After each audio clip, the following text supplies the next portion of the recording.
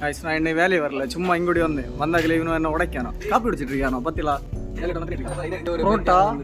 இடியப்பம் இல்லையோ தோசையா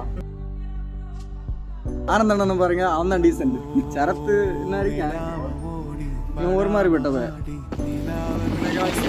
கல்யாணம் செய்யிட்டு இவனுடைய அக்காளுக்கு கல்யாணம் மற்ற ராகேஷ் இருக்கான் தெரியுமா அங்கேஷ் மாமா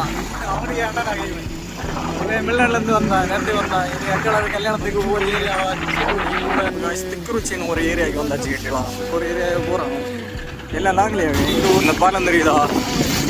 எனக்கு தெரியாத ஏரியா நல்லா இருக்கு பாக்கியது இப்படி வந்து